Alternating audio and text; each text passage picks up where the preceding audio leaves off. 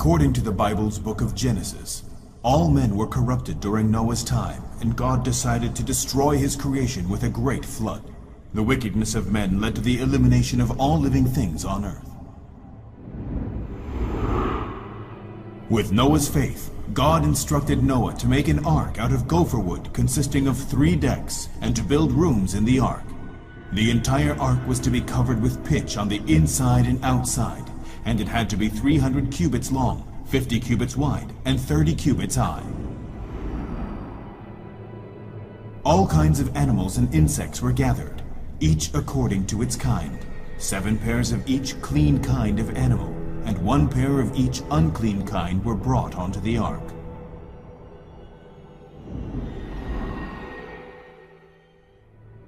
Noah and the animals entered the ark as instructed by God, while the others carried on with their everyday routine and daily lives, unaware of the events to come. Soon, a catastrophic flood destroyed the earth. The ark was the only rescue in this great flood. On the 17th day of the 7th month, the ark rested on the mountains of Ararat, and God placed a rainbow in the sky, vowing to never again send a flood to destroy the earth.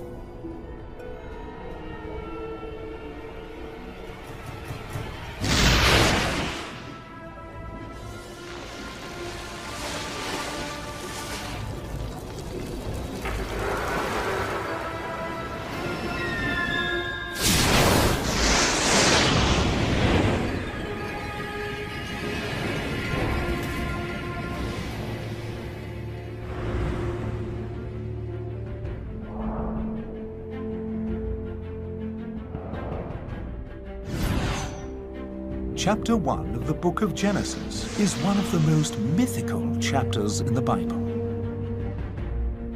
God instructs Noah to build an ark.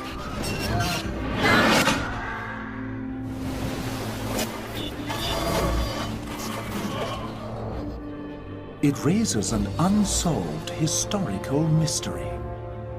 The ark rested on the mountains of Ararat.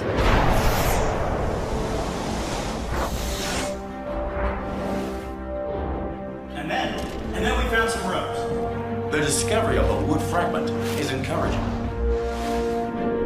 In 2009, a stunning discovery in the remote regions of Mount Ararat pointed researchers back to the source of history.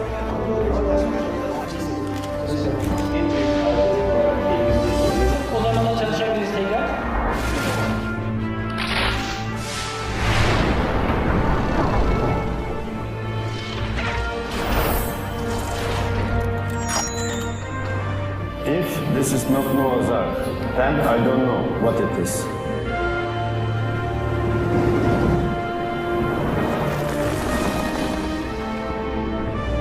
Many people have come here in search of Noah's Ark over the years, but this is the first serious research, and the team found something very different.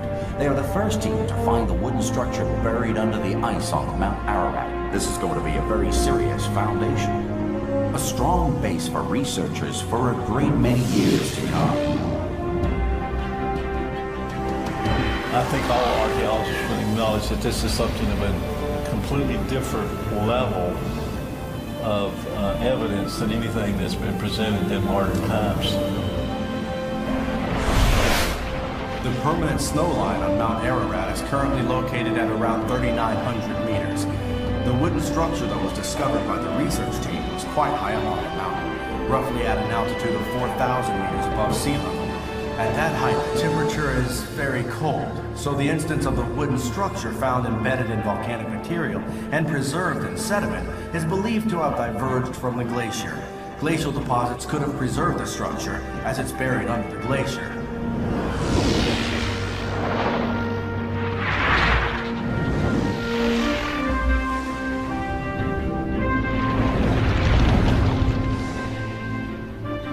The video footage was very impressive. This discovery transcends searching for history. This discovery is history.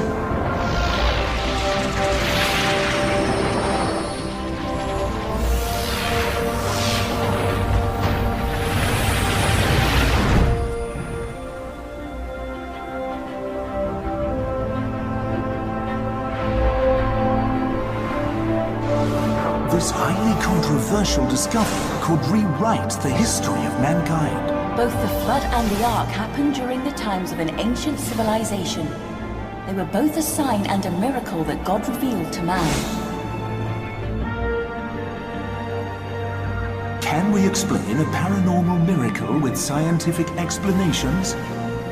Can we find evidence to support the existence of the Ark today?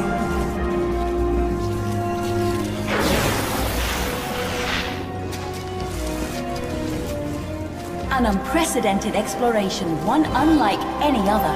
7 years of perseverance on a thrilling mission. In times of calamity, a sign is revealed to us, something that is even more important than the discovery of the Ark.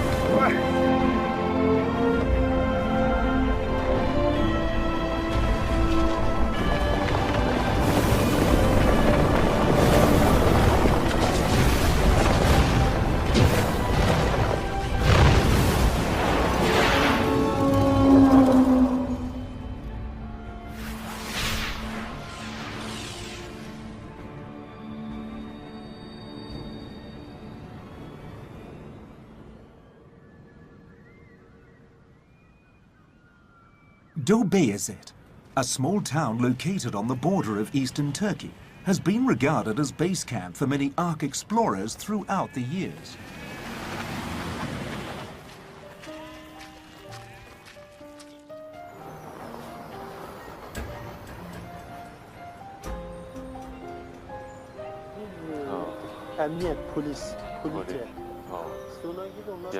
When I think of this 7-year search for the Ark, while it has been adventurous, it has also been a lonely road. Throughout this journey, I feel like an invisible hand has been leading us forward. I still remember my 2004 visit to Beyazıt. I was there to gather research and film documentary clips for the Noah's Ark attraction in the Marwan Park.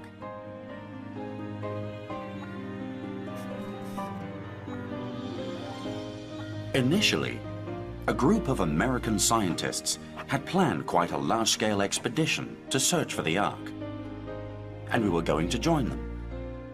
However, they weren't able to obtain the permits, and we got them instead. Therefore, we went by ourselves. It was on that trip that we came to know Ahmet, also known as Parasite. Ahmet Ertuğrul grew up in Beyazıt. He has been fascinated with the stories of the Ark since he was young. He has climbed up the mountain over 200 times, and he's also the leader of the rescue team. During the peak of the exploration days in the 1980s, explorers from around the world came to Mount Ararat in the summer season to search for the Ark or Ark-related evidence. Parasite was their guide, but unbeknownst to them, he was also secretly looking for the Ark himself. In October 2004, according to information provided by the locals, the Hong Kong expedition team went on its first expedition and hiked up to over 4,000 meters above sea level.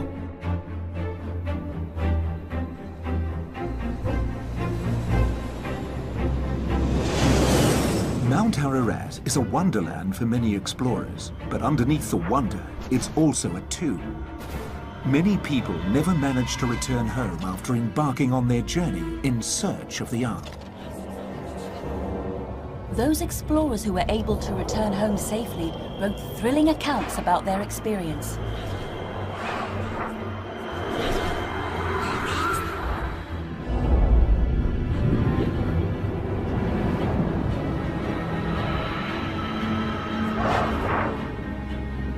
The locals call Mount Ararat the Mountain of Pain, as the area is prone to natural disasters. Earthquakes, avalanches, lightning strikes and snowstorms can happen any time without any warning. The thin air up on the mountain range and its steep cliffs make it a physical and psychological challenge for climbers. Together with the Turkish team, the Hong Kong expedition team climbed up to 4,200 meters above sea level for the first time. The team had to bear with the ill and unpredictable weather and the symptoms of high altitude sickness that the Mountain of Pain brought them.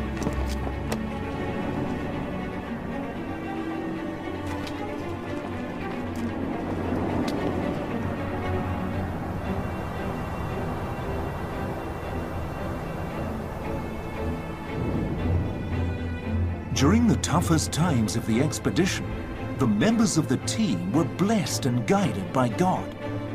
They finally made it beyond the snowline, which was at 4,200 meters above sea level, and discovered something inside an ice cave. The object was flat and nestled in a thin layer of ice. The layer beneath the ice was filled with water, and one could vaguely see a dark wooden substance through the thin ice. However, the thin ice beneath the cave was not able to support the weight of the team, and as the water in the cave was deep, our team, who didn't have adequate equipment, was asked to stop the expedition as worsening weather rolled in.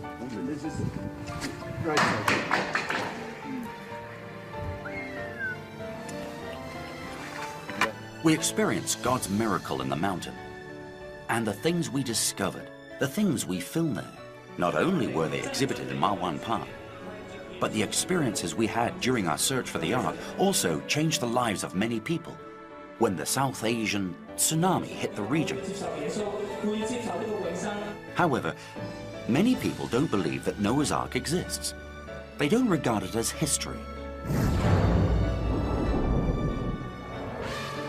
And they disregard the lessons it teaches us. So I always felt that I was fighting this battle by myself. But then, at this juncture, the first person who crossed my path and shared my belief appeared in front of me. The story of a great flood destroying the Earth is told in many cultures. Though the details are slightly different, they do, however, share similar elements, such as God revealing signs. A few people picked up on them. So they knew the flood was coming, and they boarded a life-saving boat with animals and escaped the catastrophe.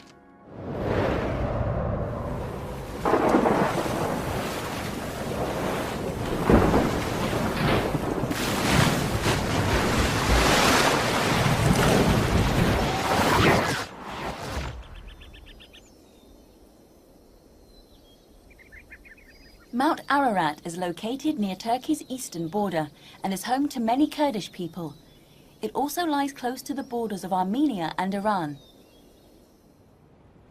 Ancient Persians called this mountain Kuinu, which means the mountain of Noah. Ancient Armenians called Mount Ararat Masis Lusa, which means the mountain of the Ark. In modern Armenian language, the term Masis has evolved to mean the mother of the earth.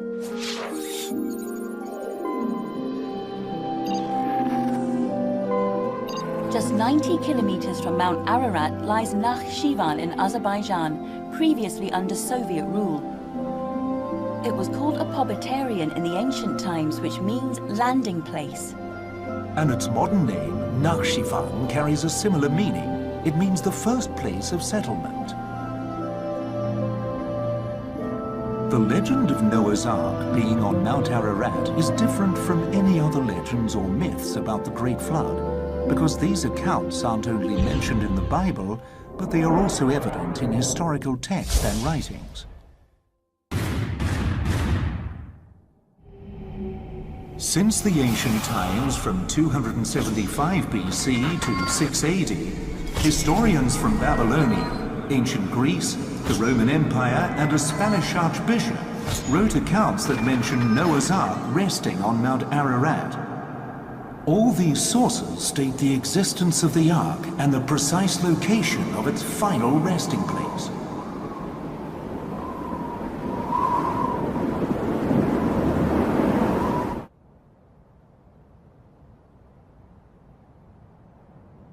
Over hundreds and thousands of years, the silent mountains witnessed the passing footprints of civilizations, empires that rose and fell, terrifying battles, and the shifting of national borders.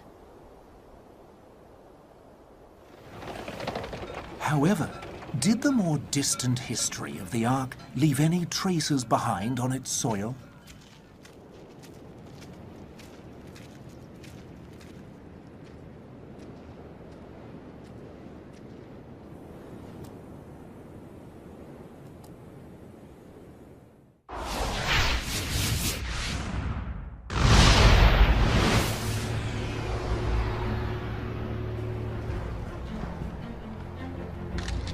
In August 2006, the Turkish expedition team made a remarkable discovery.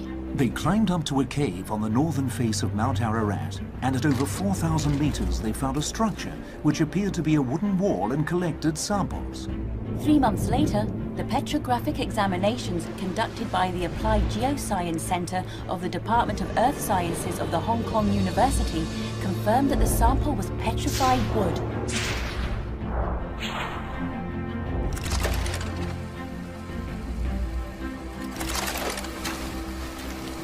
This discovery urged the Chinese expedition team to join forces with Turkish researchers, forming a science expedition team.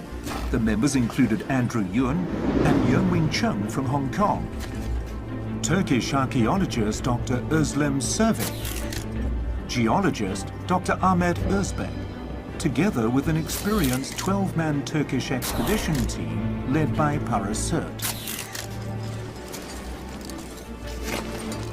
In February 2007, during midwinter, the team launched their first expedition in the extreme cold and attempted to travel to the expedition site on the mountain. The original 5-day trip was disrupted and delayed many times due to bad weather. However, they kept at it and pushed through. I remember that we were in a snowstorm, a really huge snowstorm, and there was nothing that we could do. But after we started praying, quickly, within a few minutes, something truly incredible happened right before our eyes. I saw the overcast skies over the mountain suddenly become bright and sunny. When we returned, the people at the foot of the mountain told us that the entire city had been hit by a big snowstorm. They described that it was as if there was a big hole in the sky and a big light illuminating the place on the mountain that we were going to. This special praying experience was like a preparation and training for us all, so that we could be prepared for a much bigger miracle.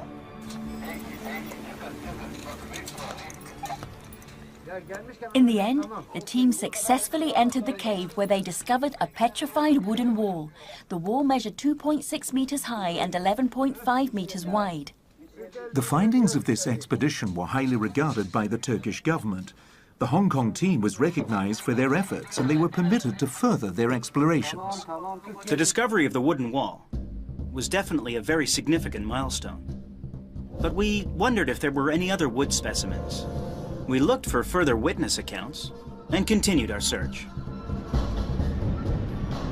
The locals believe that the Ark, which was initially intact, was broken into 3 segments during the earthquake of 1840. The segments were scattered over 3 unknown locations. The hidden locations of the lost Ark have become targets for many explorers in recent years. For nearly 2 centuries, people have claimed that they had witnessed or even entered a giant man-made wooden structure located on Mount Ararat, and among them there are a few well-known Ark explorers. In 1955, Fernand Navarre, a French explorer, and his 12-year-old son, Raphael, climbed up to 4,200 meters on Mount Ararat. He reportedly found a wooden structure buried in the mountain, and he chopped off a 5-foot wooden beam from it. In 1969, an American Ark explorer, Alfred Lee, joined forces with a group of South Pole researchers and traveled with French explorer Fernand Navarre. They returned to the site where he had discovered the wooden structure in 1955. They located the same wooden beam Navarre had found 40 years ago. Wood samples taken from both trips were carbon dated and range from over 1,000 years to 5,000 years old. Ed Davis, a U.S. Army sergeant based in northern Iran, described that a local tribe leader led him up the climb to Mount Ararat. He saw the Ark that was broken into 2 pieces, and he passed a lie detector test. After Alfred Lee's detailed analysis, he created a painting based on Davis's descriptions, which appeared to match the structure. However, there had yet to be any substantial evidence. Colonel James Irwin, an American astronaut who walked on the moon, led several expeditions to Mount Ararat in search of the Ark. He failed to find any sign of the Ark. For the last few decades, American explorers have been utilizing aerial reconnaissance and satellite imagery to aid in the search for the Ark, hoping that this technology could help. However, the satellite images have yet to yield any results.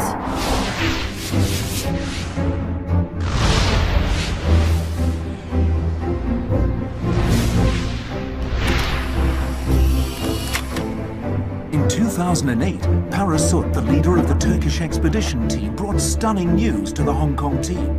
He had narrowed down the search area according to the information he had gathered and found a giant wooden structure on Mount Ararat at over 4,000 meters above sea level. And he took photographs as evidence. He believed that he had found Noah's Ark. This part here, it looks like it goes together like this. We're looking in the cycle of the same place, the same project site. Information is very clear to us, and we start to work, and we find some wood in there. My history, they say it's Arche, but if it's somebody history, they say it's wooden house. They can come, they can check what they can see in this high altitude. If someone is at their pastime, they're crazy, they make their houses in 4,000 meters. It's impossible. Those pictures are stunning. The tenons are slotted in. Yeah, I see that. They're unusual. We think that it's worthwhile for us to research. Clearly. But could the photographs be fake? Were they taken on the mountain? The way it's polished, and just the way it looks. Many of the previous discoveries were fake, so we have to send someone to verify. It's very special. I've never seen anything like that. But it was very dangerous on the mountain. People had died from low-temperature syndrome there before, not to mention the extreme snowstorms and ill weather that plagued the peak. Even Parasut's crew was injured during these powerful snowstorms. Parasut didn't think anyone from the Hong Kong team was physically qualified to go. But if that was the case, how could they verify the structure? Their prayers were answered when a vital person miraculously emerged. So my mission is to verify the existence of the structure. Yes, and once confirmed, I will lead a team up the mountain. Okay, got it. Good. Do you know about the wood too? Yeah, I'm aware. He shared a common vision with the expedition team. He volunteered for the mission and was on standby. Though we have a permit to climb the mountain, the place you're heading for isn't on the usual route, and you have to get there quickly so you can complete the mission within a short time. You have to get there quickly. He used to be a physical instructor in the British Army, and he is an experienced mountaineer versed in life-saving skills and abseiling. His name is Li Yufei, Panda. It may not be fully covered with snow, but it may be partially covered. So, Okay. Let's have a look. because what we looked at back here... In my estimation, I think this mission will be an extremely dangerous one for me. It looks like the slopes are quite steep there, right? So the best thing to do is to verify as soon as possible and then descend. Well, because that mountain is very steep. And also, it's freezing cold. If it's that cold, it might... So there might be ice? That's right. It might be frozen.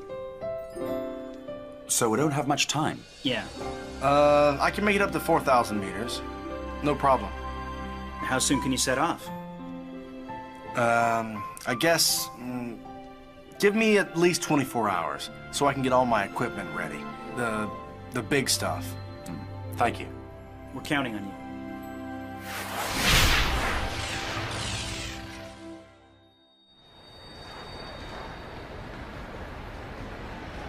In October 2008, Panda Li flew to Van, a city in eastern Turkey, from Istanbul. It was his first time in eastern Turkey, and the first thing he encountered was a peaceful protest, which later turned into a bloodbath. A civilian died and over 200 people were injured in Dobeyazit. The entire city was locked down. The expedition was postponed and he was sent to Igdir, a more peaceful city, to wait till the political unrest simmered down. At around 2 p.m., we were informed that the state of emergency had been lifted. So after that announcement, we decided to take our chances and headed straight for the mountain. However, at that time, there were quite a few security checkpoints along the route. We had to travel to the outskirts of Dobeyazit, so it was sunset when we got there, and we had to climb in the dark.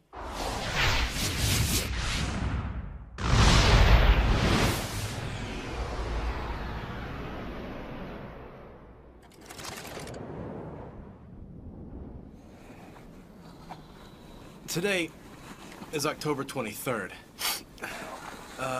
When we woke up, it was foggy. That was at 7.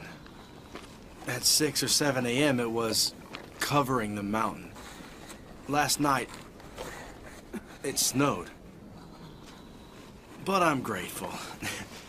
This morning I said my prayers. I suppose everyone would pray for something like this.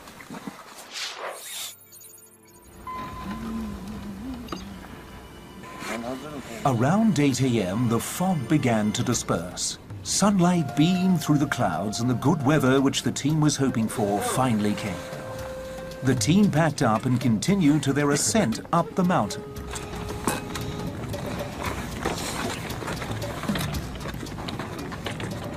At around 3,800 meters on Mount Ararat, the slopes became even steeper and more treacherous as they climbed.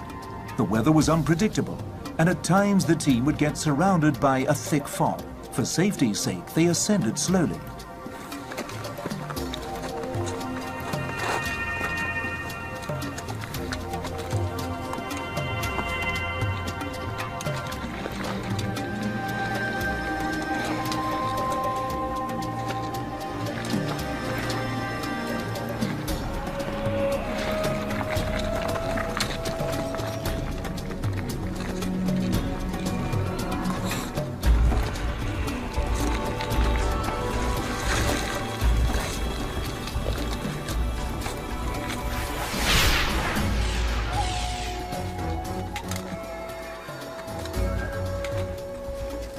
"90 minutes later, they finally arrive at their destination.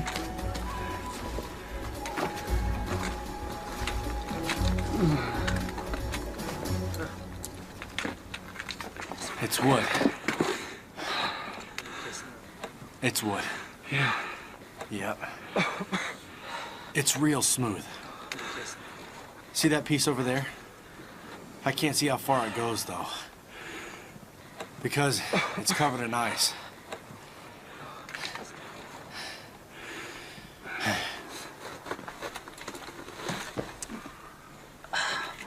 This entire wall is frozen solid. It's covered in ice. It's sealed in ice. You know, I think this whole entire piece here, this whole structure, goes all the way to the bottom because it's got a flat surface. See, you can see it now. The camera's panning across it. Can you see it's flat and smooth? It's beautiful. This is definitely wood. Most definitely.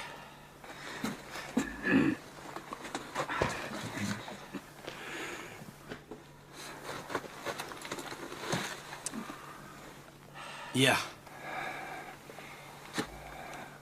Wood. Yeah, it's wood. This is a mortise and tenon joint. This piece here is like what Andrew and the pastor from the Hong Kong team saw in the photographs. It's wooden. It's not a rock. You hear that? Okay.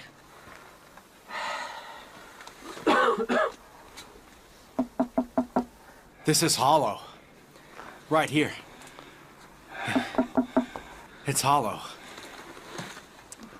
Judging from the sound, there was certainly a hollow space behind the wooden wall. It's dangerous. When measuring from the mouth of the cave, this wooden structure lay at about 7 meters below the surface. Now I'm going to begin measuring. I'll measure the length of the wooden structure that we can see.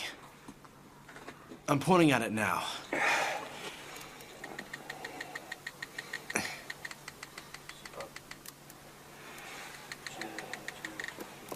Huh? 2.32 meters. 2.32 meters. It's that wide here. The structure was buried under ice and volcanic rock, which appeared as though it had gathered there over a long period of time. Look out! The expedition team had to be very careful. If the cave were to suddenly collapse, they would be buried alive in the ice and rocks. And so they watched every step they took.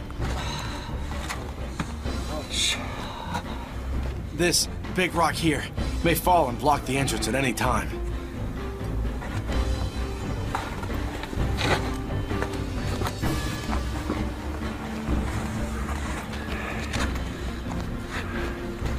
Yeah. After the team had verified the hidden wooden structure, they began digging with a 200-meter radius around the cave to search further. Apart from the discovery of the large wooden structure, there were also wooden fragments scattered all over the site.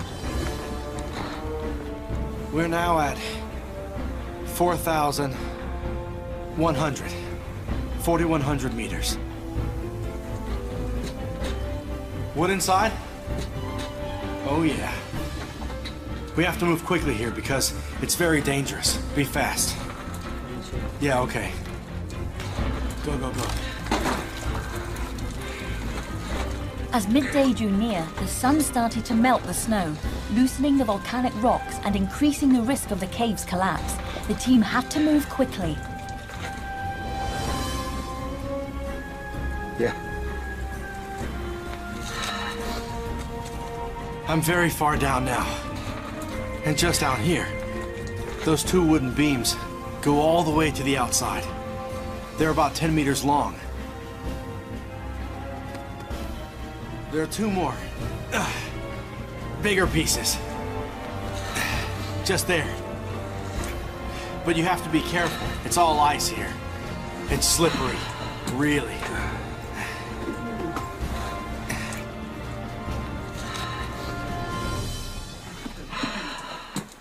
This piece is huge. They said that this piece goes from here all the way to the back. We'll check that fact out later. This is 10 meters long, okay? And this one, I have no idea how long. I hope to see a wooden structure behind this. See, it's wood, okay? It's hollow. Listen to that sound.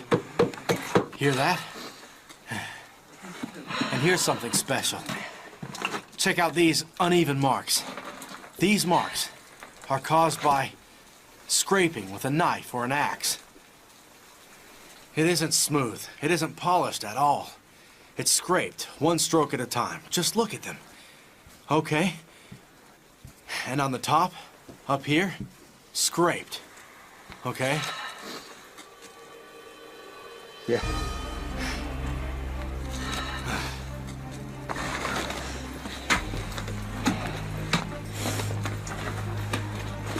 We have to leave quickly. The snow is melting. It's very slippery. The sun is out. It's melting the ice. Yes.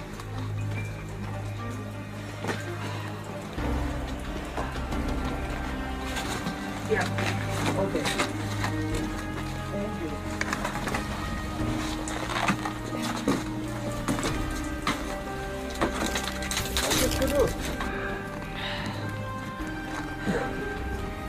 The wooden beam protrudes from here. It goes from there, over there, and sticks out in this ditch. I think it's at least 20 meters long. This 4-hour expedition was more fruitful than any other search for the Ark in the last 200 years. This was the first time in history that the man-made wooden structure above the tree line and above the snow line on Mount Ararat was captured on video. It was an exciting result.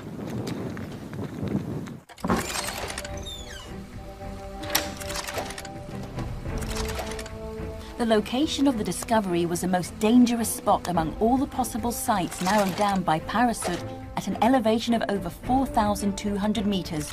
Though Panda completed the verification process quickly, his fingers were almost frozen and he nearly fell off the mountain. There were echoes when I knocked on the wood. Oh. But it was very steep in there. There was even broken rocks here. Even an experienced mountaineer considered this a hazardous zone. Considering the danger, would we be facing an impossible mission if we were to return to the site to film and explore even further? His verification is vital to us. It will certainly help to kickstart our next expedition. Because what he saw over there matched the photographs. It's buried in a lot of rocks. How long does it take to form? The thickness of the wooden beams there. The ancient mortise and tenon joint construction technology tells us that it isn't something made in the modern day. Coupled with Panda's description, he says that these wooden structures are huge. There are wooden structures, and he's analyzed the mountain's conditions. So we're planning a large expedition. Because we believe that what's up there could be Noah's Ark, I know that we're going to face a large amount of pressure and many challenges in this journey. To ascend to 4,000 meters, we must prepare ourselves. So we'll need to have a rope here, and this part is tricky. This is something that's extremely risky. We need cold weather clothing and mountaineering gear. We must take the risk. This expedition is something in which we know that we might sacrifice our very lives. Because we have to film. We have to film convincing evidence with our cameras. We must show something that has never been revealed before. We must go for it, take the risk, and accomplish this historical expedition. So to everyone who is willing to take that risk with us, they will have to be very well prepared, including saying prayers. No way, it's dead in there.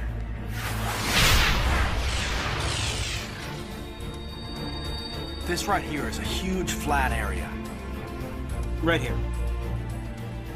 The team of this large-scale expedition included Andrew Yun, Young-Win Chung, who had prior experience on the slopes of Mount Ararat, and a new member, the only lady in the team, Fiona Leung.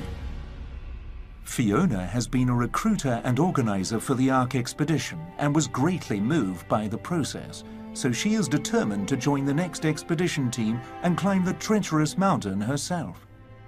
But you must get used to it. Yes, and are you sure you'll be able to make it? In the beginning, I had to raise funds for Panda's trip to verify the find. And we had to raise the funds within a few hours. I thought it was impossible. But what surprised me was that everyone that I called agreed to help us out and donated money. And I thought, why does God take this so seriously? So I got on my knees and prayed. God didn't give me a reply right then, but he put the thought in my mind that it would be great if I witnessed this discovery. So the mountain is like 5,000 meters high, and we're here somewhere? You may suffer from headaches. Yeah. So, I'm quite worried for Fiona. Can she manage? And the thing is that we had the discussion about the possibility of her climbing up the mountain and entering the wooden structure. What are her chances? She was in a car accident and had just recovered. You have to carry it yourself. But after the accident, my shoulder is weak. I can't carry anything. Actually, this arm and this leg, it's a little troublesome. She's afraid of the cold and she has no mountaineering experience. She wasn't with us on our last trip. That's an issue. But she told us that she was willing to take the risk. This whole pile? The actual environment is exactly like what you see in the photos. And the rocks there are huge. Right. She stands up to the challenge. She's really gung-ho, so we really want to let her have a shot at it. But we don't want to force her. It's 20 degrees below zero there. However, if she succeeds on this mission, she will be the first female explorer to ever enter the wooden structure on Mount Ararat. A helicopter? Well, the terrain is uneven and rocky. Do I really have to use my body to support myself as I climb? But I've been thinking about my crash. God was watching. He was watching over me. I believe that he will watch over me on my journey this time. You have to pick a direction and keep climbing. Find a path for yourself. So, then, these rocks are all over. When you take a step, you'll never know which one of them is steady. Is that right? No, you won't know. That's right. If this is the only chance to go on this expedition, a lot of planning is required and everything needs to be precisely calculated. Constrained by their insufficient budget, the expedition team equipped itself with the best equipment they could afford. We considered transporting our team with a helicopter, but the airflow from those blades would further loosen the volcanic rocks, which is more dangerous. Inviting some scientists to join us. But because of the danger, we weren't able to ensure their safety. Okay, done. We have rounded up our supporters around the globe so that they can pray for us at certain designated times. Some people may think that we are just a small organization searching for something no one may believe in. It doesn't matter, because we know that we are after something extremely valuable.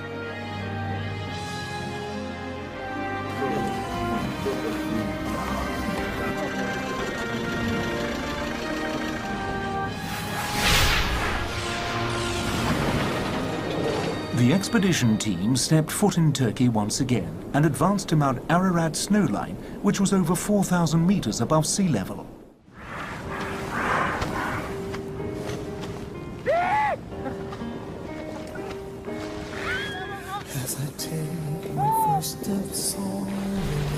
But eventually, all they experienced was long periods of waiting. Just hope and pray I'll follow that your light has brightly shone.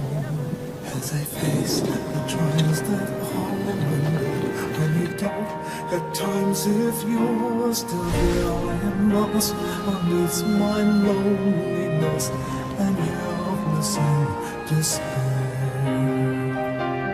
Please send me a sign of hope.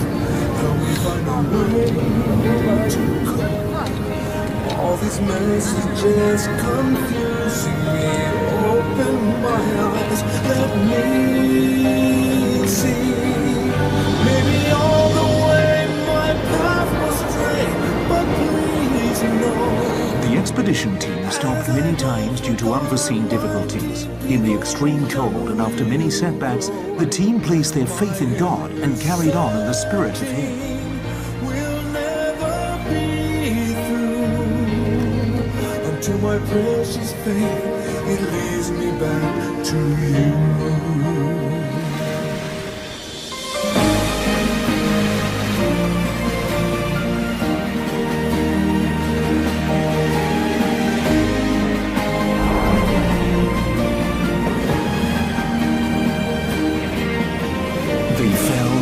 And stood up again.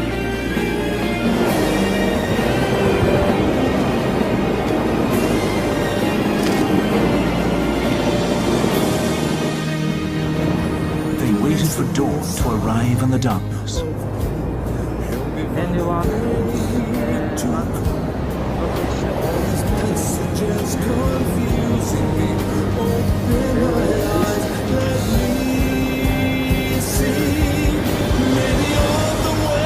They waited for good weather to come, but they failed to accomplish their goal. In July, Andrew told me, Fiona, we're climbing up again. I didn't want to go, I was scared. Because my last experience showed me that it was really dangerous up there. I was afraid, I didn't want to go. I didn't even want to say any prayers. I didn't want God to touch my heart again. But after a while, I prayed to Him. And I was before Him. He touched me again, and I was blessed with a vision. I was on my knees, and God put His hand on my head and said, Fiona, I'm sending you to do this now. I cried until no more sound came out.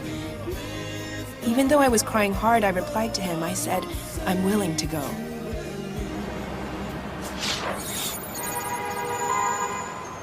In October 2009, the Hong Kong team joined the Turkish team and prepared themselves to climb Mount Ararat once more. When we were all ready to go, our itinerary was rescheduled repeatedly. In the end, the most experienced mountaineer, Panda, was not able to join the expedition. May the Almighty Lord continue to show us the way, and may this entire journey be smooth and blessed with safe returns. It is really a big hit that Panda can't make it. And we can't transport all the important equipment we prepared for the climb. It can't come with us now. Oxygen cylinders, for instance. And we don't know what to expect from the wooden structure. So in all honesty, we're not too confident.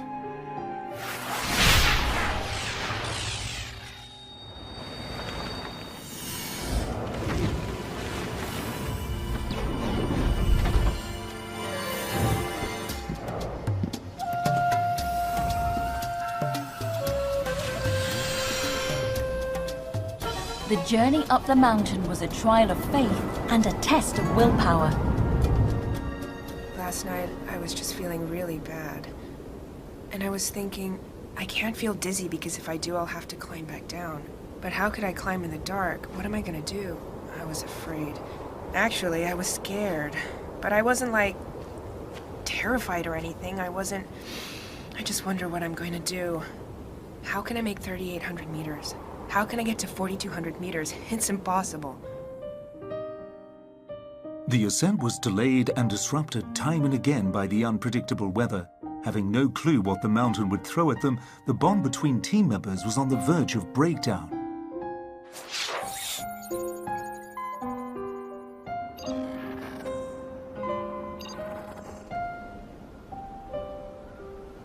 Because we've been ready to go for the last few days, we should stick to what we talked about.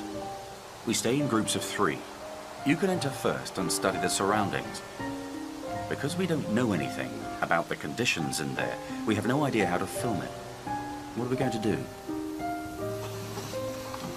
So maybe we want to stay in the original plan. We all go. And as long as we can stay. And we don't want it to have any risk. That's it, number one. You know, it's if we just keep in like for this problem side, we want it for this, you want to this, it doesn't work. It's coming in my plan.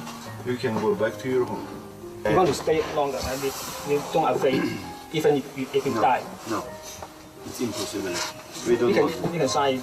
No, we don't want it to bring you to there to kill you. You know, we wanted to bring you to there to see you for the holy places. Well, the bottom line is that I must see it myself.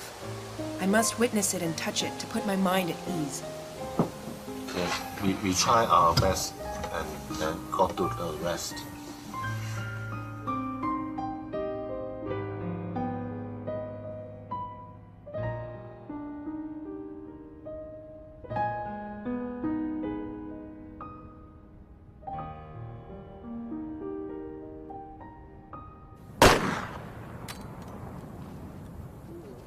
Early the next morning, the Turkish team went first to the camp located at 4,000 meters to scout out the location. The Hong Kong team stayed behind at the 2,800-meter campsite and waited for a good time to set off.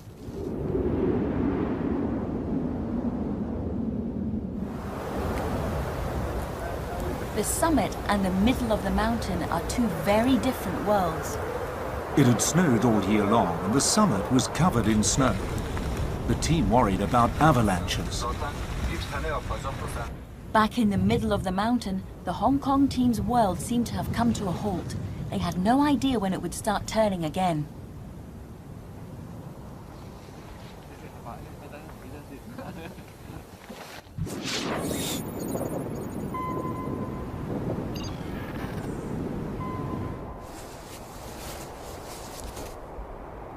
Chung, you know what I think? I think that right about now, there's nothing more we can do. Well, if the whole team doesn't go up together, it'll be hard for us to shoot. We must travel together. This is the only thing we can do now. We'll send as many people up as we can. As far as who goes and who doesn't, well, that's for God to decide. All we can do is to pray.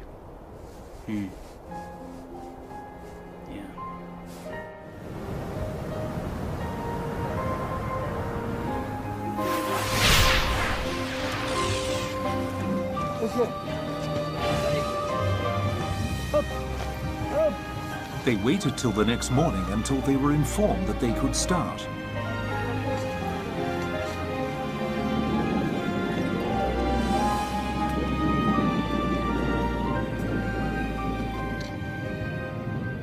We were standing at 4,000 meters, and I knew that it was the toughest part of the journey, the most challenging part.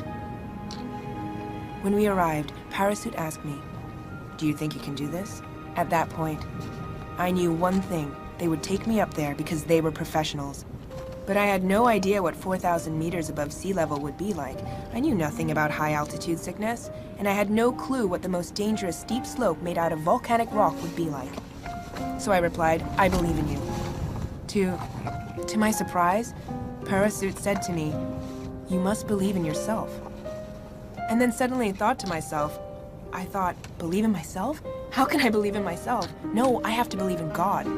Without any doubt, I believed that God would be with me. I finally arrived at the volcanic rock zone. During the ascent, I couldn't help but notice that some of the rocks were as tall as my waist, and some of them were very loose. I had to put my feet between the gaps in the rocks to pull myself up. It was the only way. For every step I took, I told God, "Jesus, I know you are with me. Jesus, please don't leave me alone by myself. Jesus, I can only carry on with your help." I am grateful that I thought to pray as I ascended the mountain. The most special thing was that it didn't rain or snow that day. If it had rained or snowed, the rocks would have been slippery and I couldn't have made it to the site. I'm very grateful that the sun was out that day. That's our destination. After this next stretch, we shall be there. It was as if the path was never meant to be walked on. It was covered with volcanic rocks, and the slopes were steep. Once before, Panda had said that the area was dangerous, and he almost tripped and fell. So I said to God, I said to him, "My Lord, this is such a treacherous path. I have no idea how you're going to lead us to safety upon the mountain, especially Fiona." But it never occurred to me once that it would be me who would accidentally trip over a volcanic rock and slip down the mountain. I slid for about 2 to 3 meters. At that moment, my mind went blank. I was saying in my heart, "Oh Lord, please save me." Very quickly, someone ran down to rescue me, and I pulled myself back up as hard as I could. After a while, Andrew climbed back up. But just when I thought it was safe to move on again, I suddenly heard people shouting in the front. I had no clue what was going on. Everyone was nervous.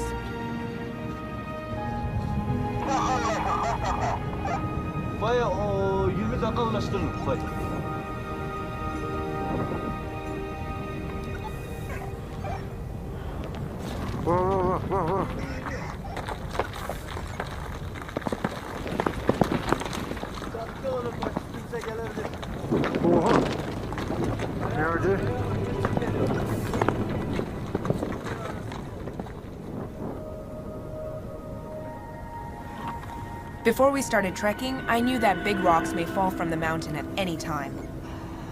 Some of the rocks I saw were as big as a bowling ball, and they rolled down from the top. Occasionally, you'd hear some of the team members even yell, "Are you guys deaf? Can't you hear me? Step aside quickly!" At that time, a huge rock was rolling down towards Chung and Phi. If they didn't manage to dodge it, they might have been injured. Under such a chaotic, intense atmosphere, I really couldn't think about anything much.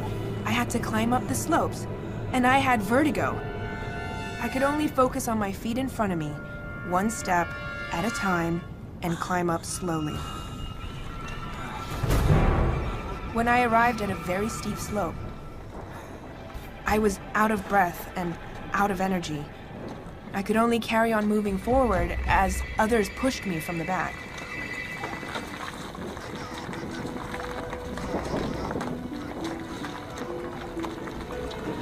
Taş geliyor.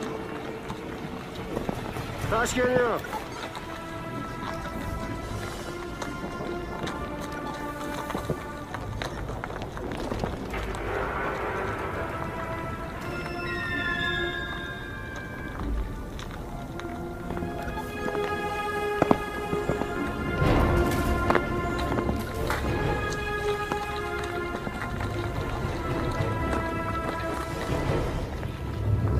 Tamam, biraz gelin.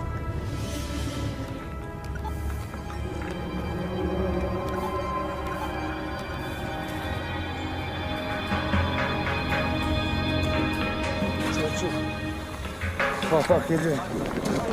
Oha.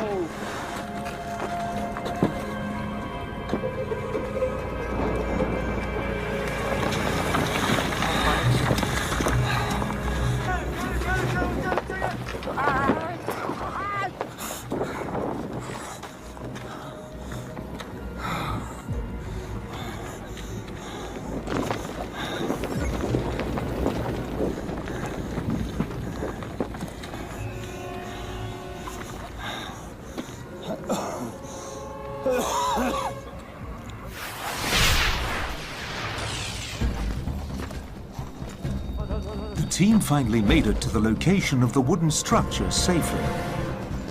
Okay. Okay. Thank you, Lord.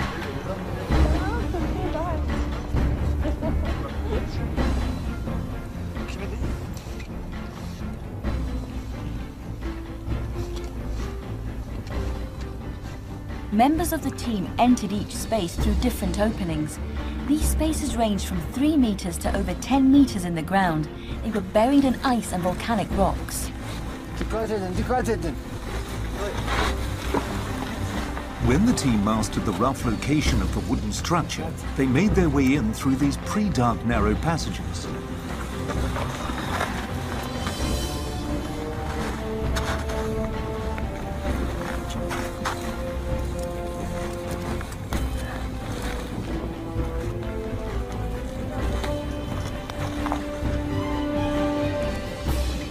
This is the opening that we're going to go in.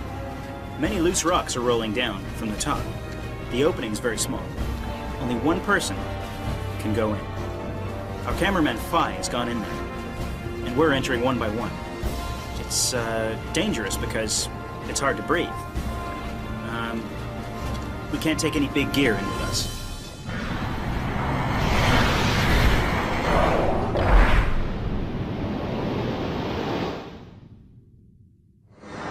Mehmet sen de inebilir misin? Mehmet. Sen de inebilir misin? Yok. İneyim. Yok ben bunu indireceğim. Gluten. And?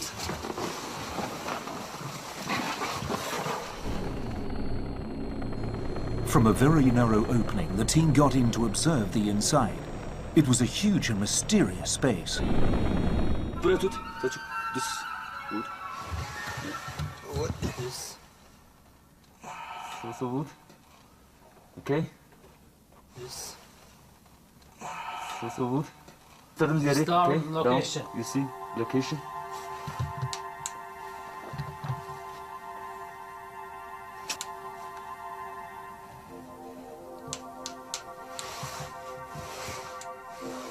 Ice covered most of the area, yet it was obvious that there was wood beneath it.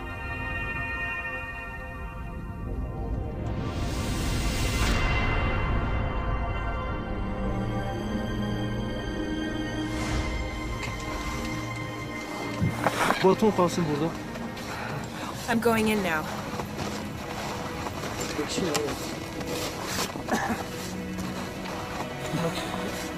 Be careful. Okay. Yes. Don't worry, I'm here. Yeah, just come. Okay. With limited time and cramped conditions, the team entered the first space. From what appeared to be a very small and narrow cave from the outside, it was revealed to actually be quite big inside.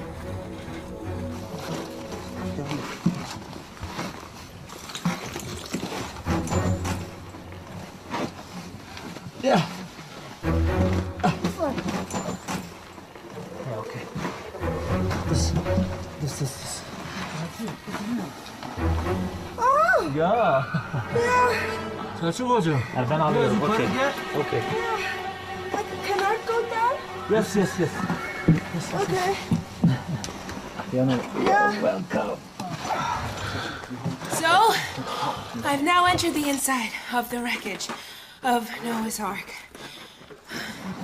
I can see right here, a wooden stair. This is a wooden staircase. Can you hear that? It's the sound of wood. Uh-huh. And, yeah, now everyone, let's look up. Up here. Can you see this? Here's a wooden beam. Over here.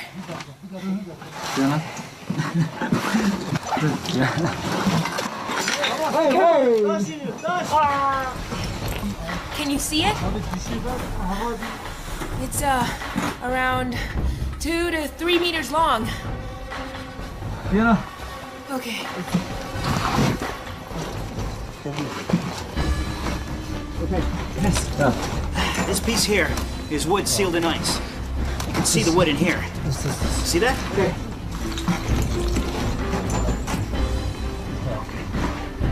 This.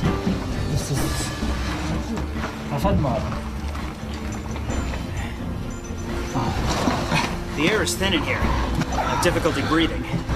And I'm surrounded by wood. Yeah. It's now so hot, you know. Okay. You come here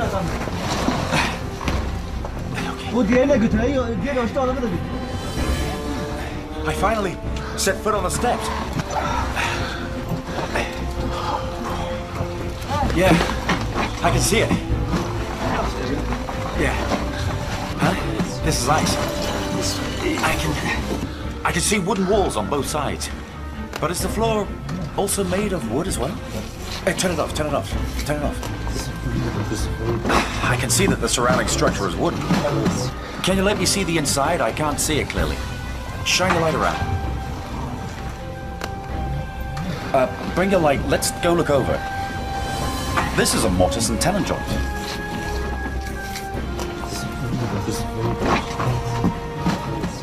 I believe this is the inside of the wooden structure of Noah's Ark. This may be one of the rooms, and I can see the tenon joint. I see two walls on each side, and there's a wooden beam across the top. What I'm touching now is a wooden beam. It matches the Bible's description, but this is only a small part of it. We have to explore further, but it's very dangerous. And there's not enough air, so we have to go back up. Okay?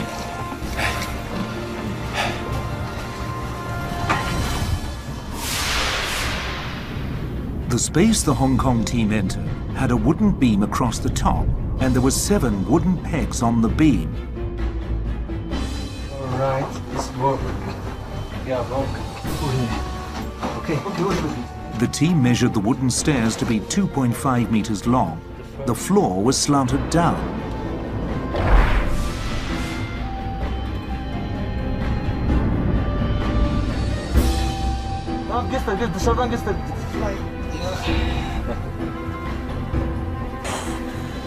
The team observed that the walls were made of wood. They were about 4 meters high and completely sealed in ice.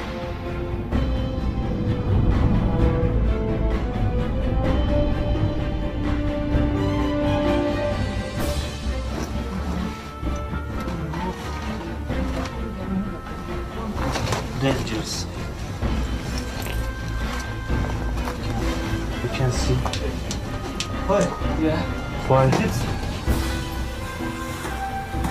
The space became narrower towards the inside. A log of wood and some rope were found at the end of the room. Because when we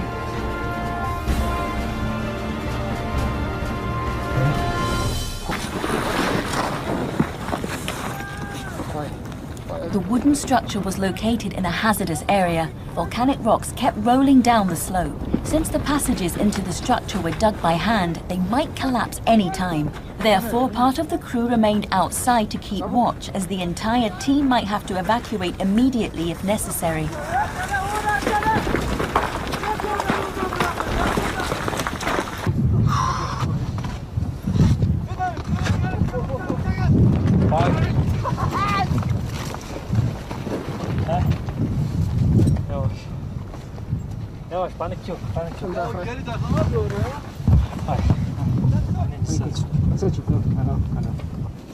We have to be very cautious because there's a lot of loose rocks, and they roll down here.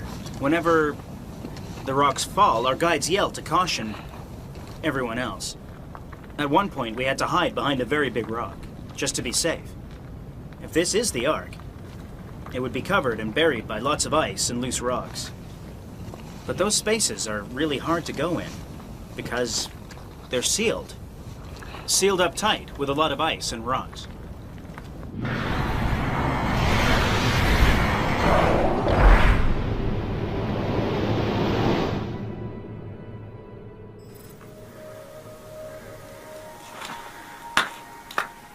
The team had to enter another space by abseiling down into it. The team who went first helped break the ice which sealed the entrance. They found that the air inside was stale, and there was a strange smell emitting from within, which caused irritation to the respiratory system and skin, resulting in a possible infection. Therefore, the team put on protective clothing before they entered.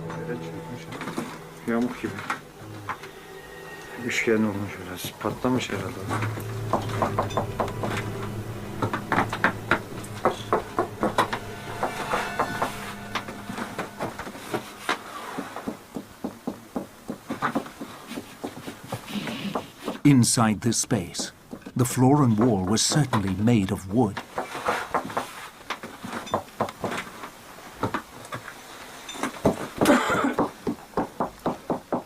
The knocks they made sounded hollow.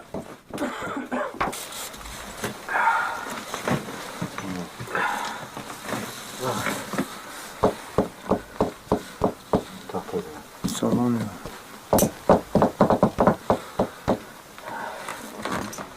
The floor was covered with tiny white pellets. The team couldn't tell what they were at the time of exploration. What were they?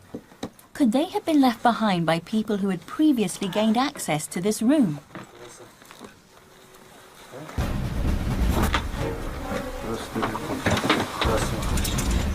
There was a tiny door on one of the walls, which was roughly 1 meter tall, and a horrible smell emitted from behind that door. The smell could signal the presence of poisonous gas, and since the door couldn't be opened, the team dared not advance any further into the structure because of too many uncertainties.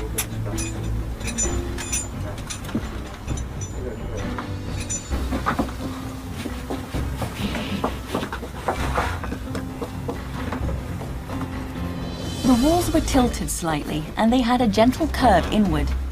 A broken container was found on an inverted triangular platform built in one of the walls.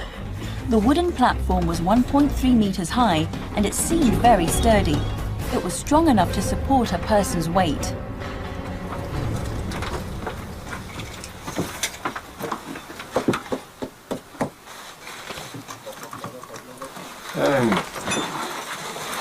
This space was 5 meters high, 2 meters long, and 2 meters wide.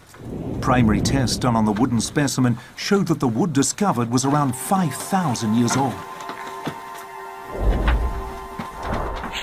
But was the structure that the expedition team entered an ancient boat as indicated in the folklore of the local people? If it was an ancient boat, could it be the Noah's Ark mentioned in the Bible?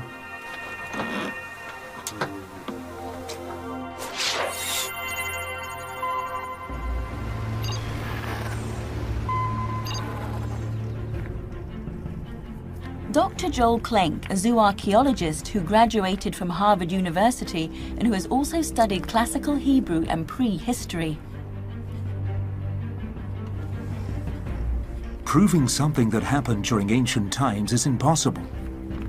Academics can only trace it back to the source and look for reasonable explanations.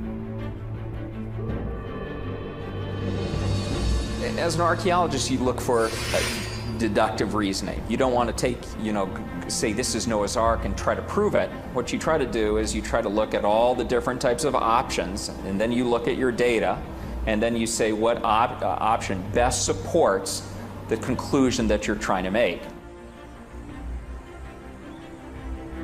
Reviewing the history of Mount Ararat, there were 4 main types of architecture on the mountain, including residential houses, religious establishments such as churches, monasteries and temples, shelters for farming animals, and military installations.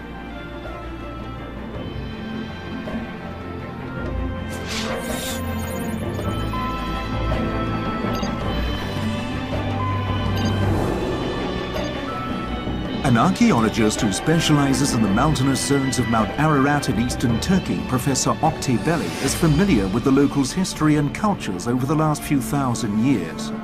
He pointed out that the area had a shortage of trees and wood. Most houses and churches were built with what was available, mud bricks for instance, and only a small amount of wood was used for support in these constructions. Most buildings were built in the lower parts of the mountain, and the small amount of wood that was used in old houses or churches had decomposed a long time ago. None of this material was preserved. Dr. Joel Klenk's analysis on the wooden structure found that the structure was in no way similar to ancient religious architecture. For instance, there was no evidence of an altar. When you're looking at major architecture, even from prehistoric or early historic times, I mean, you come to mind the pyramid or the ziggurat or the Migdal temple, which is a tower temple. And all of these have very wide bases, and then as you get closer and closer to the top, it becomes narrower and narrower and narrower. Here you have the very reverse. You have a very wide structure at the top, and as you get as you get deeper into the structure contracts toward the center. Now, this is this does not go along with a theory of a major temple. Today, the residents of Mount Ararat still lead a semi-nomadic life. They camp and live on the mountain during summer, and they return to their village during the winter. Dr. Klink also opined that in the history of mankind, shepherds would not have gone through so much labor to construct such an elaborate structure just to confine their animals.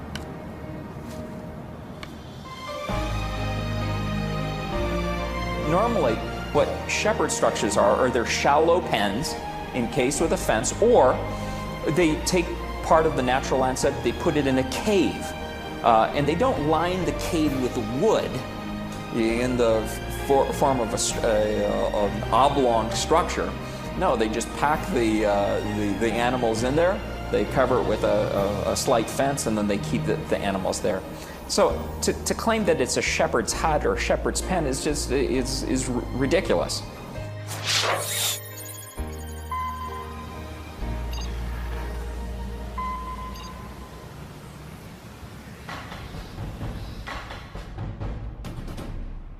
Rex Geisler is an Ark researcher based in America. In recent years, he collaborated with the Department of Archaeology and the Ataturk University in Turkey to research on ancient pottery and fossil specimens gathered on Mount Ararat. The goal of his research was to find out whether the migration route was related to Noah and the Great Flood. The reality is that no wooden structures have ever been found or documented well on Mount Ararat, to my knowledge. And so whether it be a Turkish military installation, an Armenian earlier on installation, a Russian installation, there's been really no wooden structure. Mount Ararat was once a highly sought-after territory. During World War I, the mountain was divided among three major nations: Turkey, Russia, and Armenia. The Russian government once constructed a railway on Mount Ararat. Ties used for construction were removed by the villagers. For practicality purposes, Russian military installations were built below 3,000 meters.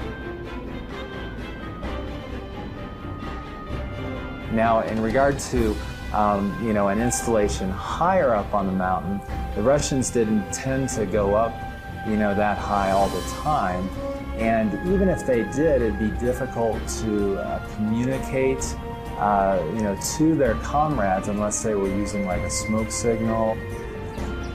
Through rational analysis, the chances of the wooden structure being a house, church, shelter for animals, or military installation were discounted by both archaeologists and an experienced Ark researcher.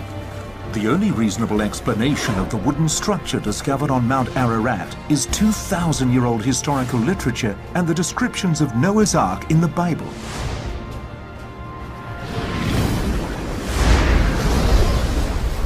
I don't see another good explanation as to how it could happen, why it would happen, the logic of getting that much wood up that high. So to me, there's a big positive question mark for the first time. Could this be it? And thus far, in my own mind, rolling this around, thinking about it rationally, I don't have a better explanation. The expedition team went into other spaces and made another stunning discovery. Altın boş mu? Mehmet. Fazla gitme gel.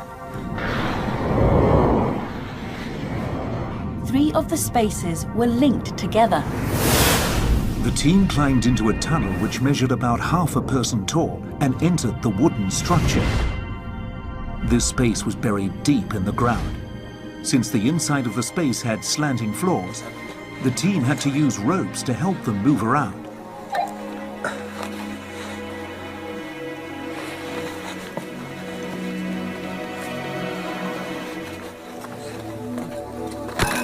At the entrance of this space, a very wide wooden staircase was found. Up to this point, they had found several stairways in the wooden structure. Each of them had different measurements and dimensions.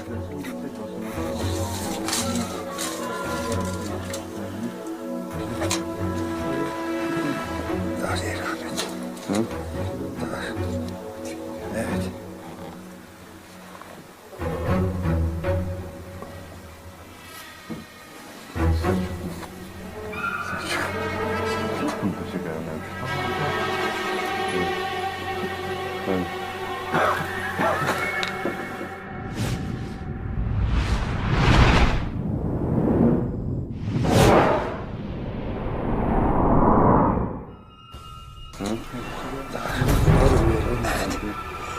wood found in this space was rougher than in other parts, and it seemed to be more worn out.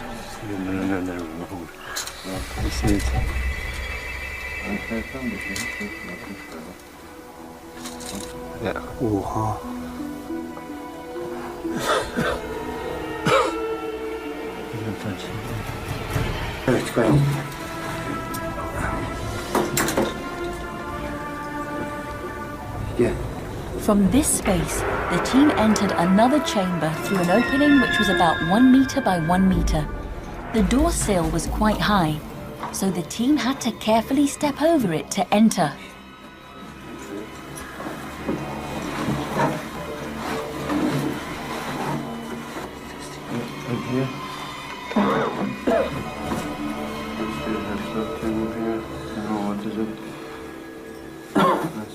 This space was shaped like a large wooden box. Okay. Okay, we have to move. No. That's it. Thank you. Yeah. There was a wooden beam on one side of the wall, and there were wooden pegs on it. That's it. That's it. That's what we do. That's no.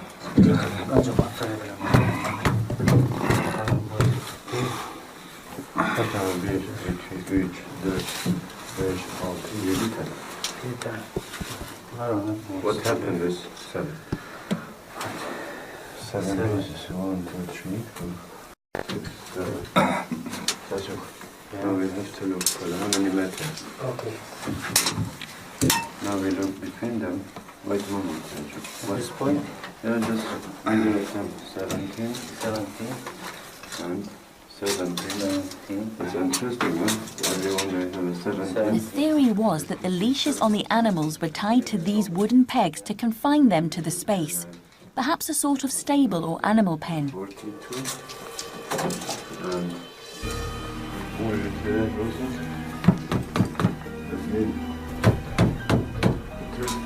The walls in this space, the ceiling and floor, were made of wood.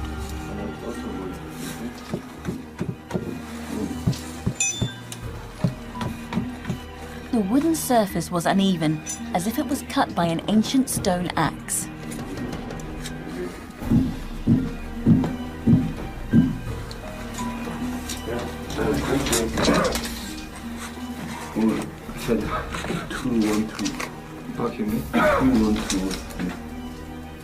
See?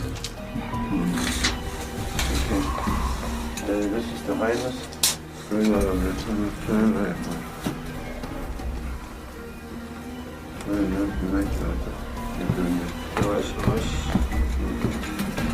This.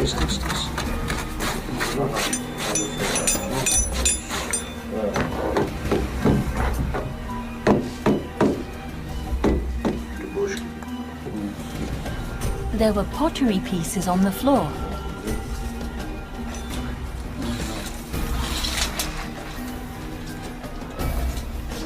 There were shelves on the wall. Maybe for animals. We get food and something. Yeah. What is it? Sorry. And here.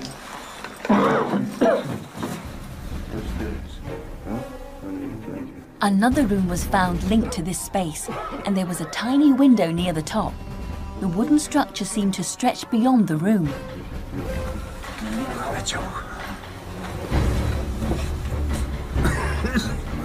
The team found another wooden staircase. At the top of it, they found that there was a trapdoor on the ceiling.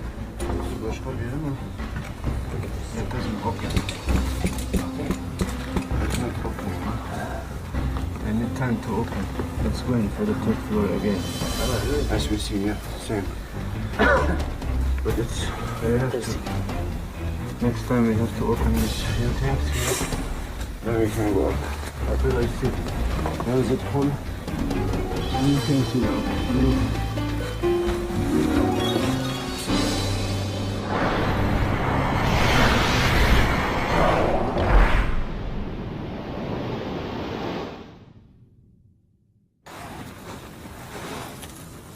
The expedition team also returned to the wooden structure in which Panda first verified the discovery 1 year ago.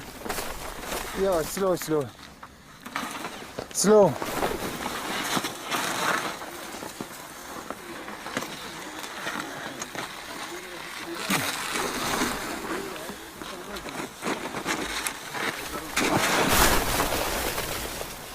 It had been a year, so the surroundings had changed. Most of the wooden structure was frozen in ice again. This is the place where Panda was last year. It looks completely different. It's covered in ice. The opening has become quite small. I can still see the wooden wall. This is exactly what Panda saw. This wooden wall covered in ice right here. That's the one. It was quite dangerous when I came in here because those rocks, they could fall in from the top.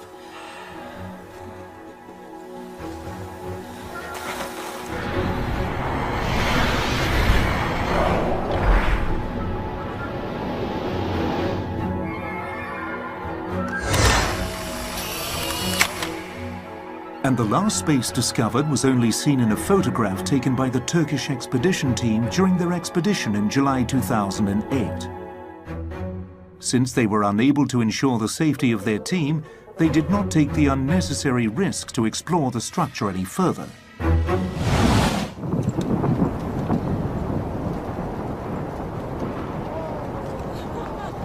They had accomplished their difficult mission and returned to the campsite. The team was excited, touched, and extremely thrilled.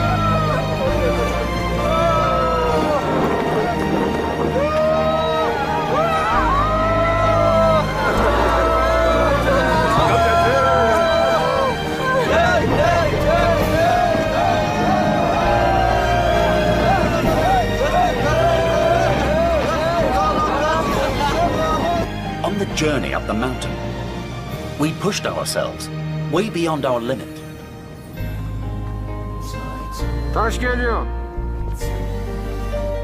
The whole process was rushed. Halfway up, I almost fell off the mountain. I could have injured myself then. Oha!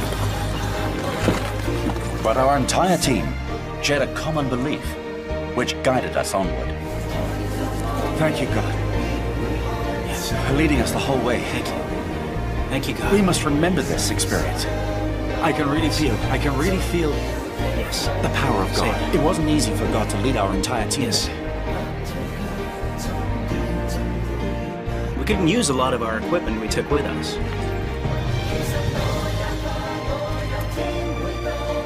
But at least the filming went smoothly. You're really super. Good work, Fiona. Fiona, I really mean it. I just didn't expect it. I didn't think you'd make it. I really didn't think that. Look at you. You made it. I didn't think you would walk down that wooden staircase. And I saw the wooden staircase. I was like, whoa, why is there a staircase? I never thought of seeing that there. But for me, coming back was harder. On the way back, I was told that I had to leave because of the falling rocks. You had to stay behind. I was so scared. I'm fine. And the rocks, they just kept rolling. I was so worried. I'm fine. I didn't stop. Really? The moment I found out that you had to stay behind, I was worried. I was okay. But when you joined us again, I couldn't help it. I had to hug you.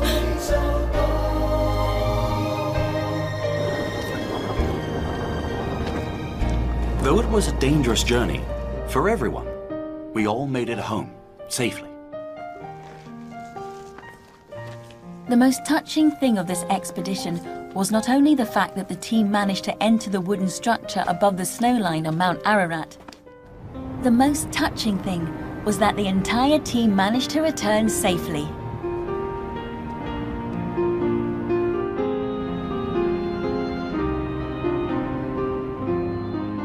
I had difficulty breathing, and I could only carry on because of God.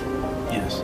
I read a book yesterday which said that it doesn't matter what we go through. What matters is that God is always with us. See, this struck me as relevant. So when I was walking just now, I told myself that I was going through this. I'm experiencing it and walking through it. But if God wasn't by my side showing me the way up the slope, it would have been meaningless. This time, I wasn't able to join my team. I just couldn't help them. But I was worried about them. During these few days here in Hong Kong, my mother passed on. I was able to do my duties as a son. Then I left again for Turkey. This incident had shown me that the Lord had made special arrangements.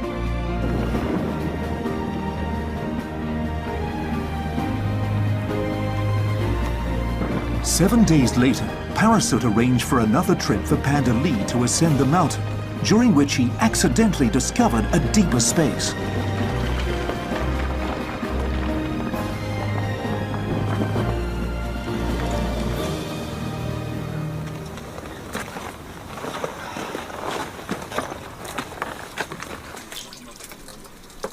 He abseiled into the ice-sealed room and chiseled through the ice layer, confirming that the structure beneath the ice was wooden.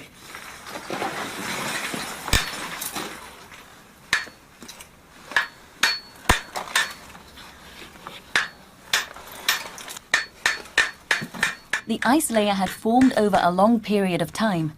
Judging by the thickness of the ice, the wooden structure had been frozen for a long time.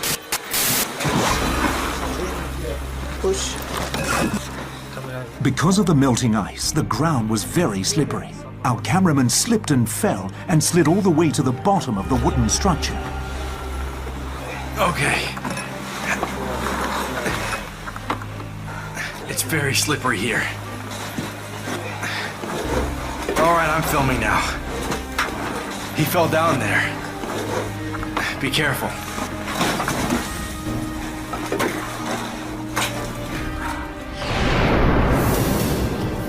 When one of the other team members went over to help the cameraman up, Panda took the opportunity to move towards the end of the structure.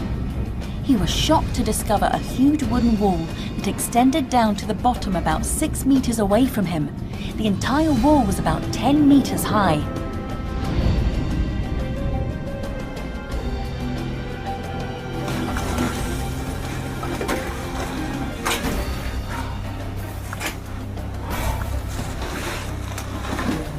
The incidental discovery of this space is very crucial for us. It tells us that the wooden structure up there is truly massive, and that within there are more spaces we can explore.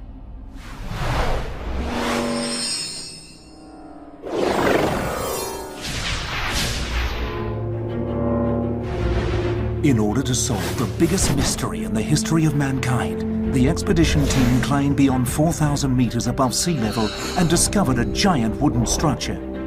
The discovery seemed to match the descriptions in literature and eyewitness accounts. Officials of the Turkish government and cultural ministries highly regarded the significant discovery of the Hong Kong team as being the first team ever to document the entire discovery on video. In 2010, officials of the Turkish government made a trip to Hong Kong and jointly announced this discovery with the expedition team. A mutual agreement of further cooperation was signed, and the Hong Kong team members were recognized as honorable citizens. After various press conferences in Beijing and the Netherlands, many experts and high-ranking Turkish government officials had volunteered their assistance on future expeditions and further Ark research. The search for the Ark touched many people on different levels. Many sharing meetings were held in China, the United States, Malaysia, and Hong Kong.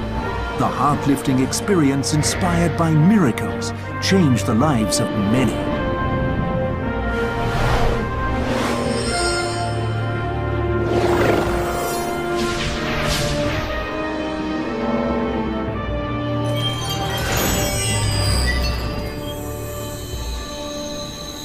According to the Bible, all men were corrupted during Noah's time.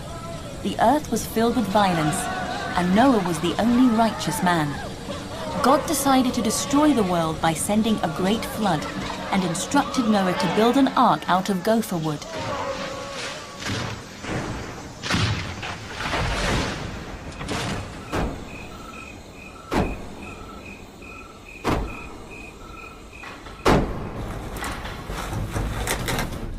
Further analysis of the discovery showed that the wooden structure was built using typical shipbuilding techniques and design, including inclined walls that became narrow at the bottom and built-in shelves.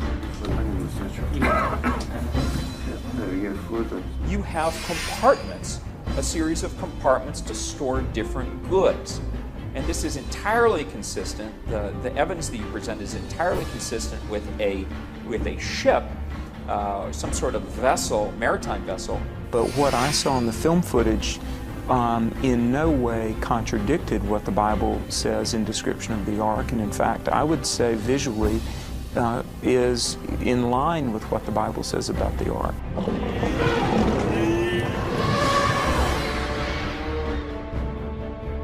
Some of the walls on the wooden structure were certainly covered in a substance, just as the Bible says, to cover it with pitch on the inside and outside. The wooden structure is made of spaces or rooms just like what the Bible mentions to make rooms in the ark. The wooden structure was confirmed to have 2 levels. There might be another level above it too. It fits the descriptions in the Bible with lower, second, and third stories. Wooden beams and 7 wooden pegs were found, to which the leashes of animals could have been tied to. Just like descriptions in the Bible, God instructed Noah to board the ark with his family and animals, of which there must be 7 pairs of each clean kind of animal.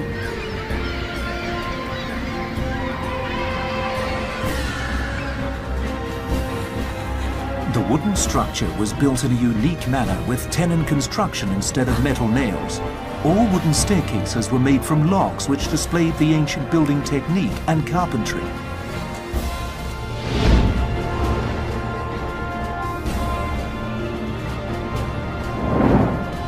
The discovery of the wooden structure on Mount Ararat stunned the world, causing drastic discussions and debates. Behind the discovery, an unprecedented revolution may take place and change people's understanding about the beginning of the world.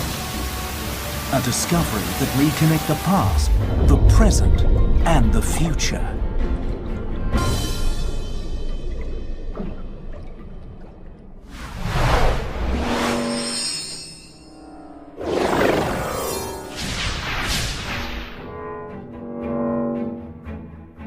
The significance of the discovery in eastern Turkey is, if things bear out to be true, would be one of the greatest archaeological discoveries of the 21st century. Just an extraordinary find and a treasure trove for science, for history, for paleontology, for geology, you know, and not just for Christianity, but also for Judaism, for the Hebrew Bible, and also in the Quran as well. The birth of Earth. Its experiences in the past and its end in the future may be rewritten. The beginning of mankind and their final destination may have to be explored from a new angle.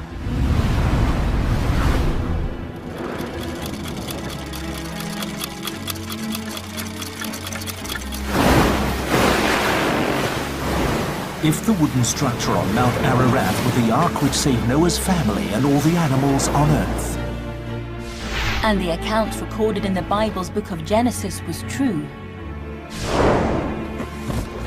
then script dictating the creation of Earth and end of days was already revealed by God a long time ago and recorded in this ancient scripture.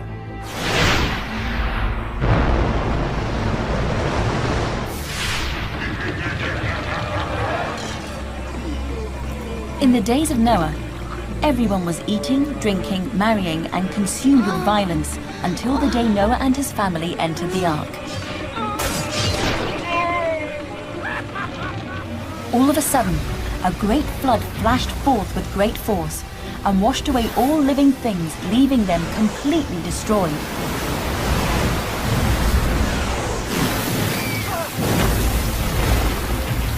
On Noah's 600th birthday, on the 17th day of the 2nd month, all fountains of the great deep were broken up, and the rain was upon the earth. It continued for 40 days and nights. The flood began. The water rose until all mountains were covered. All mountains disappeared from the horizons. The ark sailed in the endless water. this discovery, should it be turned out to be the Ark, which I believe that it is, it ought to be a reminder to our modern world that God will judge the world. That may not sound very nice, but that's the truth, and I would rather have the truth than a lie. What sins did the people commit back then? Why did God have to send a great flood to cleanse the earth? No one knows.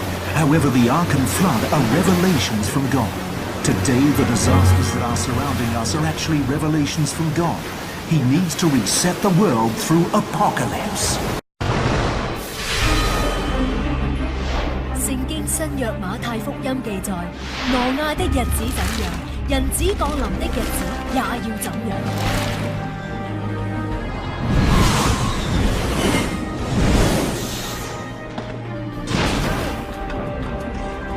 聖經嘅預言已經有超過90%應驗，未應驗嘅會點樣發生？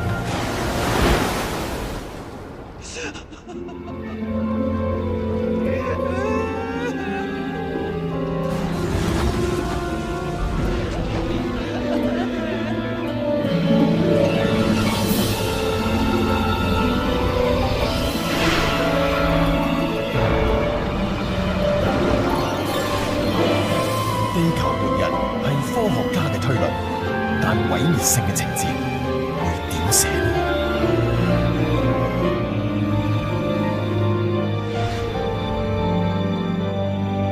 雲裏還有一絲曙光，同伴願你拋開驚慌，仇敵別趁機發狂，末世之中應當珍惜對方，城市情節開始發生，原案就像你所講的真，人類在壓力浩瀚，想找不到的至親，但讓愛是眼淚，別灑於廢墟，仍於雙眼遠望無限個後裔，讓冤是畏懼，就徹底跟隨，平安因有信仰還在，仰望誰？唯願活在末世心境平和，不要害怕，如全地開始動盪。我在你內成為被愛的寶貝，經過浪跌，這美麗還在。我感激你啟示我。冇人確實知道地球末日嘅劇本，但今日日本嘅大災難帶嚟今世代一個好重要嘅啟示。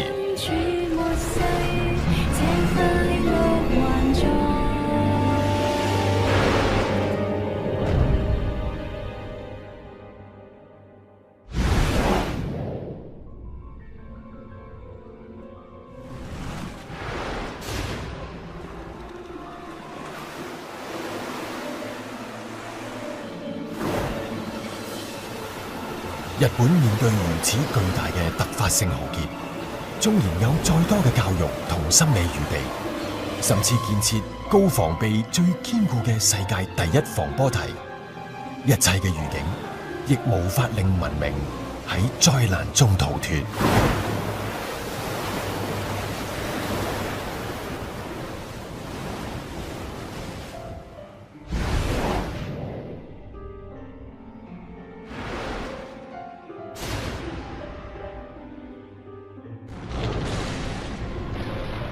科學家更認定，而家係地震最高嘅活躍時期，連鎖反應帶嚟嘅極強破壞，絕對無法預估。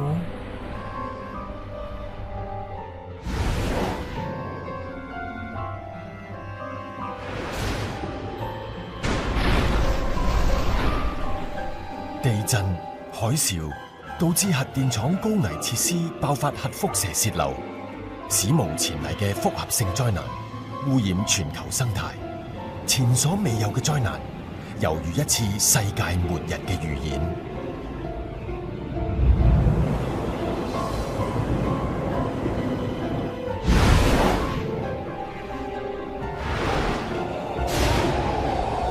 輻射擴散帶嚟生態巨變，食物鏈大危機令全球恐慌。今日人要逃離原本繁榮安穩嘅城市。聖經預言將來有相似嘅末世現象。那時在猶太的，應當逃到山上；在房上的，不要下來拿家裏的東西；在田裏的，也不要回去取衣裳。當那些日子，懷孕的和奶孩子的有禍了。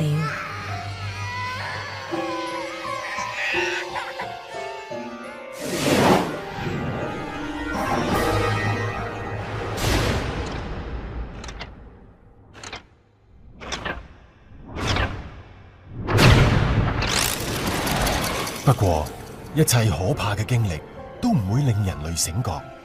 核電廠遍佈全地。人類禍端將地球推向絕境。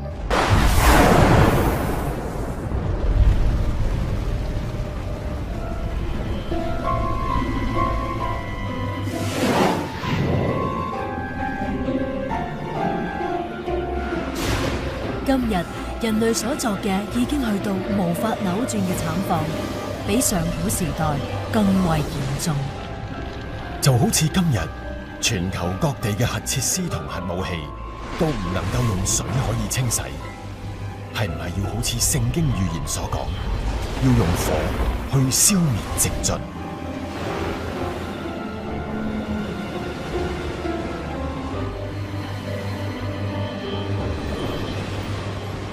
昔日挪亞一家因為信靠上帝，藉着方舟從墮落被毀嘅世界之中得到救贖。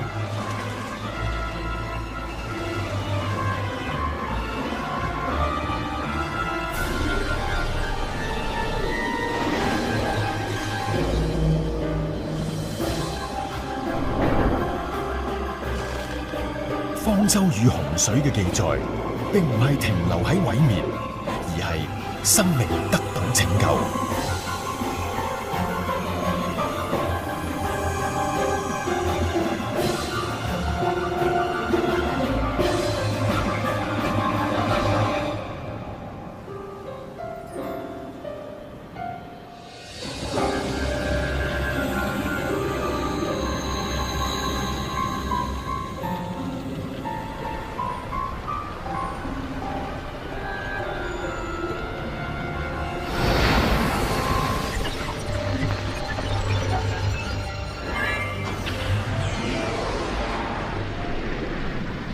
聖經裏邊所講挪亞的日子，災難係會不知不覺間發生。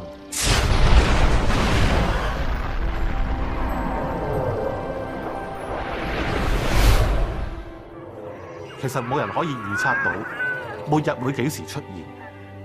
不過生命總有限期，人生總有洪水。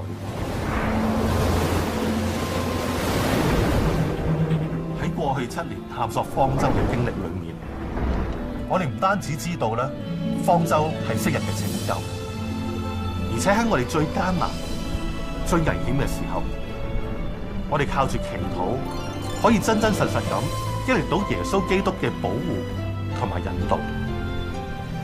今日我哋面對大大小小嘅危難，亦都可以得到耶穌基督最大嘅幫助。